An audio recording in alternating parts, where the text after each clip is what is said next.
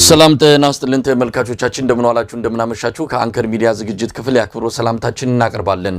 የአብይ አህመድ አገዛዝ በምርጫው ሊከሰት ይችላል የሚባለውን የህዝብ አመጽ ለመከላከል በመቶ ሺዎች የሚቆጠሩ አድማ በታኝ ፖሊሶችን ከኦሮሚያ ክልል ወደ አዲስ አበባ ሊያስገባ መሆኑን መረጃዎች አመለከቱ። እነዚህ የአድማ በታኝ ኃይሎች ከምርጫው በኋላ ህዝብ ተቃውሞ ያስነሳል የሚለውን ስጋት ለመቅረፍ ማንኛውንም አይነት እርምጃ እንዲወስዱ ትዕዛዝ ከወዲሁ የተሰጣቸው እንደሆኑ ነው የተመለከተው። በቅርቡ በህዝብ ተወካዮች ምክር ቤት የጸደቀው አዋጅ ለኦሮሚያ ክልል ታጣቂ ኃይሎች ህጋዊ መብት የሚሰጥ እንደሆነ ነው የተመለከተው። የኢትዮጵያ ህዝብ ከነዳጅ ጋር በተያያዘ የመጣውን የኑሮ ውድነት መሸከም እንዳቃተው ከተለያዩ አካባቢዎች የሚላኩልን መረጃዎች ያመለክታሉ። ትራንስፖርት ቆሟል። የሸቀጥ ምርት በከፍተኛ ደረጃ ዋጋው ኑሯል። ምርቶች ከቦታቸው ባለመምጣታቸው የተነሳ ገበያዎች በከፍተኛ እጥረት ውስጥ እንዳሉም ይነገራል። የአብይ አህመድ አገዛዝ እስካሁን የወሰደው እርምጃ እንደሌለ ነው የሚታወቀው። የድምፃዊ ቴዎድሮስ ካሳሁን አልበም ጋዜጣዊ መግለጫ መታገድን ተከትሎ በኢትዮጵያውያን ዘንድ የተለያዩ ስሜቶች እየተንጸባረቁ ይገኛሉ። የፊታችን ሐሙስ ኢትዮሪካ የተባለው የቴዲ አፍሮ አልበም በይፋ የሚለቀቅ መሆኑ ታውቋል። የአብይ አህመድ አገዛዝ ጋዜጣዊ መግለጫውን ለምን እንዳገደ የታወቀ ነገር የለም። አርቲስት ቲቪ ይህንን ጋዜጣዊ መግለጫ ለማስተላለፍ ስምምነት ላይ የተደረሰ ቢሆንም በመጨረሻው ሰዓት መታገዱን የተሰማው። ተመልካቾቻችን ሌሎች ርዕሰ ጉዳዮችንም ይዘን ቀርበናል። አብራችሁን በመቆየት ዝግጅታችን እንድትከታተሉ እንጋብዛለን። ከገለታው ዘለቀ ጋር በመሆን የዛሬዎችን መረጃዎች ወደ እናንተ እናደርሳለን። መልካም ጊዜ።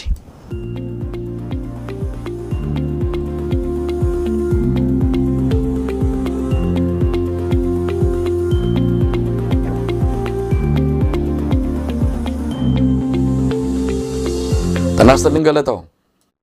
ተናስተልን መሳይ እንደምን አደርክ? እንዴት አደርክ? ደህና ነው ወይ? በርከት ያሉ ርዕሰ ጉዳዮችን ይዘን ዛሬም እንደተለመደው ቀርበናል። ቀደም ሲል በመግቢያችን ላይ ከጠቀስናቸው በተጨማሪ ሌሎች በርካታ ጉዳዮችም አሉ። በቅደም ተከተል የምናነሳቸው ይሆናል። የማስቀድመው እስቲ ከድምፃዊ ቴዎድሮስ ካሳሁን እንጀምር። ምክንያቱም ሰሞኑን በማህበራዊ ሚዲያ ላይ በጣም ከፍተኛ የሆነ የህዝብ ስሜት የተንጸባረቀ ይገኛል። በዛሬው ዕለት የቴዲ አፍሮ አዲሱ ኢትዮሪካ የተሰኘው አልበም የምረቃ ወይም ደግሞ የጋዜጣዊ መግለጫ የሚሰጥበት መርሃ ግብር እንደነበረን የሰማሁት። የመርሃ ግብር ባልታወቀ ምክንያት መታገዱ ተሰምቷል። የታገደበት ምክንያት በእርግጥ እስካሁን አልተገለጸም። ነገር ግን ይህንን ጋዜጣዊ መግለጫ ለማስተላለፍ ስምምነት ላይ ደርሶ የነበረው አርቲስት ቴሌቪዥን በመጨረሻው ሰዓት ይህንን እንደማያደርግ በመግለጽ ማስታወቂያውንም ጭምር ከድረገጹ ላይ ማስወገዱን ነው የሰማ ነው። ገለታው እንግዲህ ቴዲ አፍሮ ምን አይነት አልበም ይዞ እንደሚመጣ በምን ርዕሰ ጉዳዮች ላይ እንደሚዘፍን ገና ምኑም ባልታወቀበት ሁኔታ በአገዛዙ መንደር ከፍተኛ መደናበር እንዳለ ነው እየሰማን ያለ ነው። የአገዛዙ ባለስልጣናት ሳይቀሩ የባህልና ቱሪዝም ሚኒስትር ዴኤታው ረዳት ፕሮፌሰር ነብዩ ባዩ ሳይቀሩ አደባባይ በመውጣት በማህበራዊ ሚዲያ ቴዲ አፍሮን በአሽሙር የወረፈበትን እንደዚሁ ጽሁፍ ተመልክተናል። ሌሎች ያገዛዙ ጠባቂ የሆኑ በአገዛዙ ክብርና ሞገስ የተሰጣቸው የጥበብ ሰዎችም እንደዚሁ ተመሳሳይ ስሜታቸውን እያንጸባረቁ ይገኛሉ። በብልጽግናው መንደር ከዚህም ከዛም ጫጫታው በርክቷል። ምናልባት ቴዲ አፍሮ ይዞ የሚመጣው ሙዚቃ ከወዲሁ አውቀውት ወይስ ቴዲ አፍሮ ከመጣ ይዞ የሚመጣው ማዕበል ያሰጋቸው ሆኖ እየታየን ያለውና እስቲ እንዴት ተመለከትከው? ቴዲ አፍሮ ምናልባት ሐሙስ ዕለት የሚለቀቀው ዘፈን በጉጉት የሚጠበቅ እንደሆነ ከመግለጽ ባለፈ ምን ይዘቶችን ይዞ እንደሚመጣ ያወቅነው ነገር የለም። ገለታው ቴዲ እንግዲህ ከዚህ በፊት ለየት የሚያደርገው እንደምናየው ለየት የሚያደርገው ካሉን አርቲስቶች ውስጥ ማህበራዊ ጉዳዮችን የሚያነሳ ነው። የህብረተሰብን ህመም የሚያነሳ ነው። ከ30 ዓመት መሆኑ ነው መሳይ አዲስ ንጉስ እንጂ ለውጥ መቼ መጣ የሚለውን ዘፈነው በ97 ምርጫ በኢትዮጵያ 97 ምርጫ ነው። ምናልባት 20 ዓመት አልፎታል። 21ኛ ዓመቱ ነው።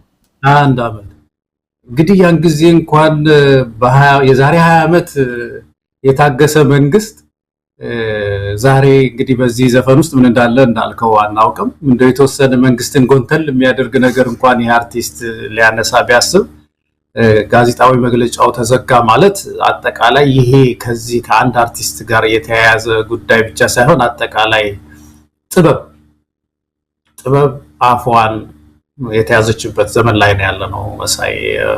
ከዚህ በፊት እኮ ብዙ ጊዜ እኮ ይሰበስባል አብይ አህመድ። የተለየ ባህሪው አንዱ ይሄ አይደለም እንዴ? የጥበብ ሰዎች እንዳይናገሩ የኢትዮጵያን ችግር በድራማ እንዳያሳዩ፣ በስነ ግጥም እንዳያሳዩ፣ ምናባቸው እንዳይከፈት፣ ህመሙን እንዳያሳዩ መልሰው ብዙ ጊዜ እኮ እነ ዳንኤል ክብረት እየሰበሰቡ እኮ ጸጥ ለማሰኘት ብዙ ጥረት የሚያደርጉ ሰዎች ናቸው። እዛ ስብሰባ ላይ አይቼው አላውቅም። ቴዎድሮስ እዚህ እነ ዳንኤል ክብረት የሚሰበስቡት ኦሪንቴሽን ላይ አይቼው አላውቅም። እና ይሄ ወንድማችን እንግዲህ በዚህ በግጥሞቹ ውስጥ ምናልባት ወቅታዊውን የኢትዮጵያን ሁኔታ አጠቃላይ አንስቶ ሊሆን ይችላል። እና እንግዲህ እንደዚህ አይነት እግድ ሲመጣ እኔ አንድ ሰው የዚህ የቴዎድሮስ ጉዳይ ብቻ ሳይሆን አጠቃላይ ሀገራችን ምህዳሩ በጣም እየጠበበ መምጣቱን የሚያሳይ ስለሆነ ህብረተሰቡ ድምፁን ማሰማት አለበት። መሳይ ጥያቄዎችን መጠየቅ ያለበት ይመስለኛል። መሳይ ገለታው እንግዲህ ስለ ቴዲ አፍሮ ብዙ ነገር ማለት ይቻላል። በግልም ስለሱ ያለኝን ስሜት በማህበራዊ ሚዲያ ላይም አጋርቻለሁ። ብዙ ነገሮችንም ከዚህ በፊት የተናገርንበት ሁኔታ ነው ያለው። ቴዲ የተለየ ነው። ጥበብ የሰጠችውን ጸጋ ለኢትዮጵያ ህዝብ አንድነት፣ ፍቅር፣ ኢትዮጵያዊነትን በማጉላት ረገድ ሌላ ምንም የተጠቀመው ነገር የለም። የጦር መሳሪያ አላነሳም፣ ሌላ ነገር አላደረገም። ግጥምና ዜማ ይህንን ድንቅ የተፈጥሮ ችሎታውን ተጠቅሞ የኢትዮጵያን ህዝብ ስሜት ሲጠብቅና የኢትዮጵያዊነትን ክብር ሲያጎላ የምናውቀው ነው። ቴዲ አፍሮ በተደጋጋሚ ስራዎቹ ይህንን አሳይቷል።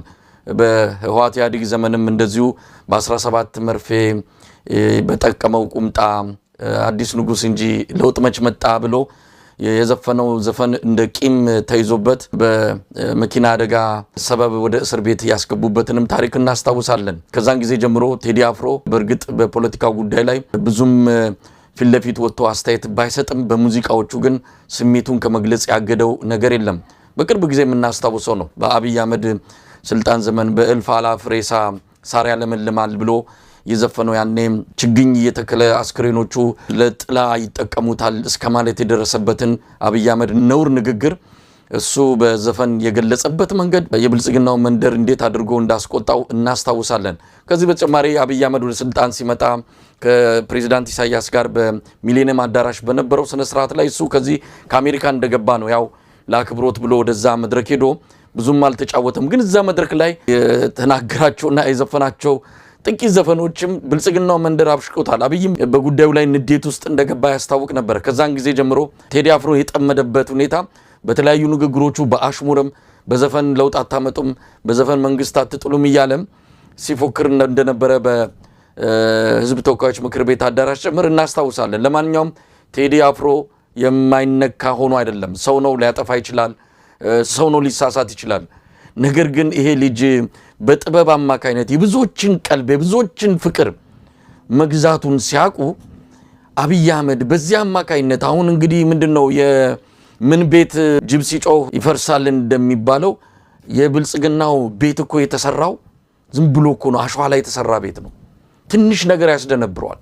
ገና ያልወጣ የቴዲ አፍሮ አልበም ገና በዜናው እኮ ነው እንደነበሩት። ለማንኛውም ቴዲ አፍሮ ወደ ኋላ የሚመለስ አይደለም። ስሜቱን፣ ፍላጎቱን፣ እምነቱን፣ ተስፋውን በሙዚቃ አድርጎ ለኢትዮጵያ ህዝብ ይገልጻል። የሚመጣውንም ዋጋ ለመቀበል ዝግጁ የሆነ ኢትዮጵያዊ ነው። በእውነት በጣም እንኮራበት የትውልድ ምልክት የሆነ የኛ ዘመን አርአያ የሆነ እሱም መንካት ማለት በቀጥታም ይሁን በተዘዋዋሪ ከቴዲ አፍሮ በላይ ነው ጉዳዩ። ትውልድም መንካት ነው። ጋዜጣዊ መግለጫ ማስቀረት ብዙም ትርጉም ያለው ነገር አይደለም። አልበሙንም ቢሆን ለማውጣት የተዋዋለው አንድ ሰዋሰው የተሰኘ መተግበሪያ በዛ አማካኝነት እንደሚወጣ ነበር የሰማነው። በመጨረሻው ሰዓት ውሉ መሰረዙን ነው እንግዲህ መረጃው በትክክል ለኛ እንደደረሰን ከሆነ ለምንድን ነው የተሰረዘው የሚለውን ለማጣራት ሞክረናል። እንግዲህ ሙዚቃዎቹ ውስጥ ያሉ አንዳንድ ጉዳዮች ይሄ ሰዋሰው የተባለው መተግበሪያ ፍቃደኛ አልሆነም በሱ አማካኝነት እነዚህ ዘፈኖች እንዲለቀቁ። እነዛ ዘፈኖች ምንድናቸው፣ ከአገዛዙ ጋር ምን አገናኛቸው የሚለውን እንግዲህ ሲወጣ የምናየው ነው። ነገር ግን ይሄ ሰዋሰው የተባለ መተግበሪያ ያንን ለምን ከለከለ በይፋ መግለጫ ባይሰጥም በዛ ጀርባ ያሉ ሰዎች ከአገዛዙ ጋር ያላቸው ግንኙነት ውሳኔውን ሊወስኑ እንደሚችሉ ከጥርጣሬም በላይ መረጃው ለኛም ደርሶናል። ለማንኛውም ሐሙስ ሩቅ አይደለም። ለምን እንደሆነ አንዳንዶች ቸኩለዋል።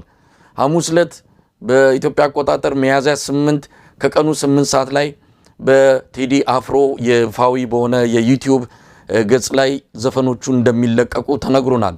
እንጠብቃለን፣ እንሰማለን። እንግዲህ ያለውን ሁኔታ በጋራ የምንመለከተው ይሆናል። ነገር ግን ብልጽግና በዚህ ደረጃ ለምንድን ነው የተንጫጫው? ረዳት ፕሮፌሰር ነብዩ ባዩ ምንድን ነው ከዚህ አንጻር ከህዝብ ጋር መሆን የህዝብን ስሜት መጠበቅ? እንግዲህ ገዢዎች ኃላፊዎች ናቸው። አገዛዝ ይሄዳል። እንኳን ብልጽግና ብዙ ጠንካራ አገዛዞችን በዓለም ላይ መጥተው ሄደዋል። ኋላ ከሚኖሩት ህዝብ ጋር እንዲህ ሆድና ጀርባ ለመሆን በዚህ ደረጃ ፊት ለፊት ወጥቶ በአሽሙር ይህንን የጥበብ ሰው መወረፍ ተገቢም አይደለም። የቴዲ አፍሮ በሚሊዮን የሚቆጠር ደጋፊ መልስ እየሰጣቸው ነው።